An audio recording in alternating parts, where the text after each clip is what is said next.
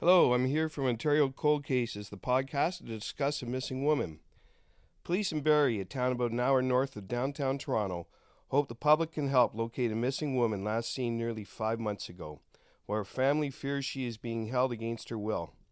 Video surveillance shows 26-year-old Autumn Saganash leaving the family house and moments later meeting with someone on Burton Street around 9 p.m. on June 9th.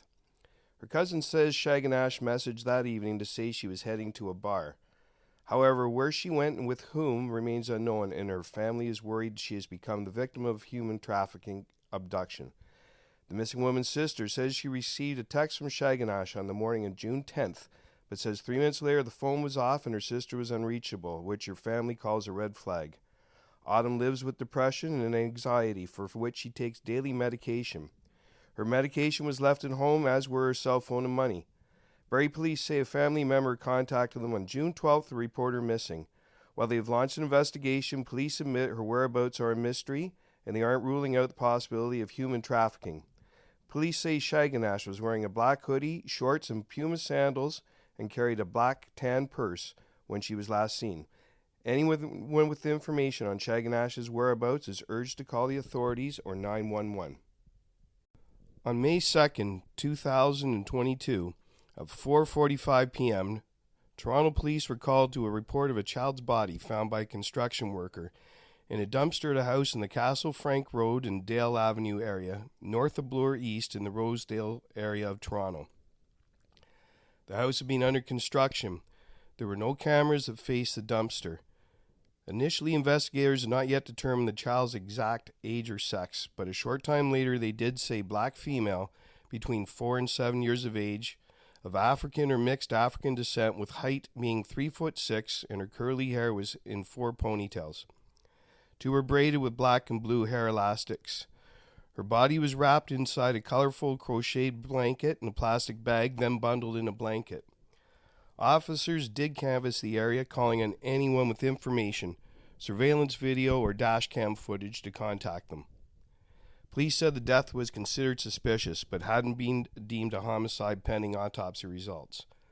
A resident said there was a large police presence Monday, May 2nd, 2022, and at the property where the dumpster was located being under renovations for several years.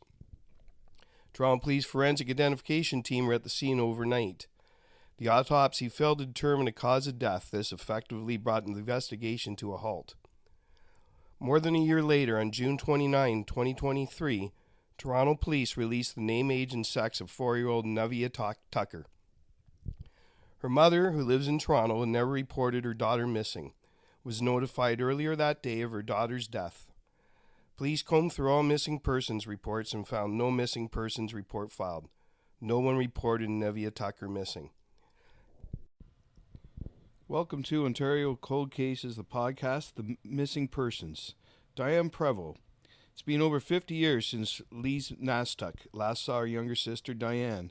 So it was September 17th, 1966, a Saturday, and the Prevost family was enjoying the final days of summer at Grundy Lake Provincial Park, located approximately 100 kilometers southeast from their home in Blizzard Valley outside of Sudbury, Ontario.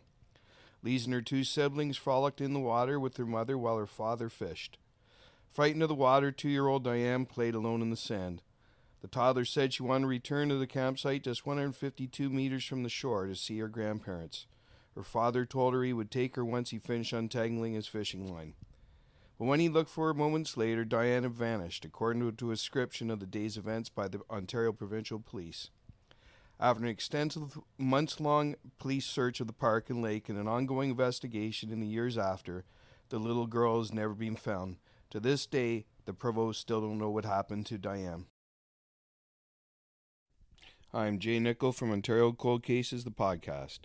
Richard Peewee Marlow. 79 years ago, on July 18, 1944, 9-year-old Richard Peewee Marlow was last seen in South Etobicoke's Beta Street in southwest Toronto. That February night, most of the Marlow family had gone to see a movie. Richard seen the picture the night before and opted to stay home with his older brother, Gerald. Richard went outside to ride his sister's bicycle. He hasn't been seen since.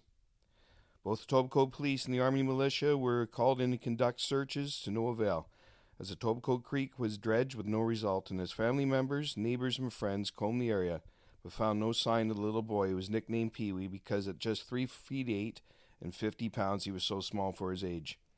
When he went missing, Richard had blonde hair, blue eyes, and a scar on his right temple by the hairline, and was last seen in dark blue windbreaker, lawn blue pants, a striped jersey, and gray cotton stockings with a yellow band around the top.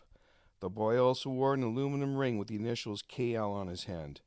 The bicycle he rode was left behind in the yard. As of August 2019, none of Richard's siblings were alive. Thankfully, before this, Toronto police had gathered DNA samples for the National Centre for Missing Persons and Unidentified Remains. Hi, I'm Jay Nicoll from Ontario Cold Cases, the podcast. For more than half a century, the person responsible for 16-year-old Yvonne Leroux's death was unknown. The Toronto team was aiming to steer her life in a new direction. She just left a group counseling session in a clinic near York Finch General Hospital, now known as Humber River Hospital, on the night of November 29, 1972. Next day, Leroux's body was found by passers-by off of 16th Side Road in King Township, between Jane and Kill Streets, 24 kilometers north of where she was last seen. An autopsy determined she died of blunt force trauma to the head, and police deemed the case a homicide. At a news conference Wednesday, November 15th, the York Regional Police detectives said the 51-year-old cold case was solved using DNA evidence recovered from the scene of the crime. Investigators named Bruce Charles Cantillon as the likely killer, a 26-year-old who was living in Toronto at the time. Using suspect DNA found at the crime scene, which thankfully was secured at the time and preserved for more than 50 years, a DNA profile was generated, Detective Jonathan Nauman said. That profile was then uploaded to public genealogical databases. The resulting information, along with an exhaustive review of public and archival records and evidence gathered through traditional police techniques, investigators looked to identify relatives of the suspect and eventually the suspect himself. Cantillon was known to police, having committed several violent offenses against women. He was jailed at various times in his life due to mental health issues. Unfortunately for Leroux's family, the news of her killer came way too late. Cantillon committed suicide in Toronto in 1974, 19 months after Leroux's death.